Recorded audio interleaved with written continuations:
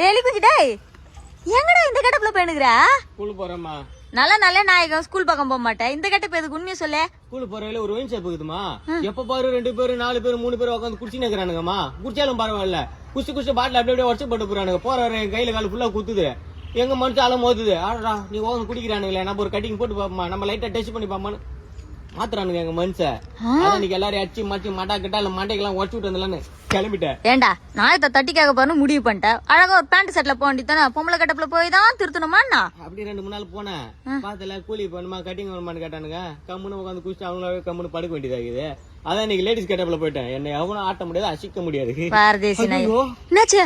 ஏமா அந்த காம்பவுண்ட் வேலைக்கு போடுவாங்கல்ல முள்ளு வெளியே, அதுதான் உடம்பு ஃபுல்லா சுத்தி விடாமா. ஏண்டா ஐயோ இவனுக்கு பேக் தூக்கமான வலியை விட இவனுக்கு பஸ்ல இந்த எருமடை வந்து உரசாது செவுத்துல. அந்த மாதிரி இவனுக்கு உரசி எனக்கு உடம்பு வலி வந்து தான் எங்களுக்கு மிச்சமாகுது. அதுக்கு பாஸ் குத்துனா புரியோஜனம். ஒரு ஃப்ரீ பஸ் குத்துனா நல்லா இருந்திருக்கும்ல. என்னடா சொல்ற? School bus. ஐயே ஆனா டெக்னாலஜி வளர அதுவும் அப்படியே எக்ஸிக்யூட் பண்றாங்கடா. டெக்னாலஜி கருமாந்திர வளருது.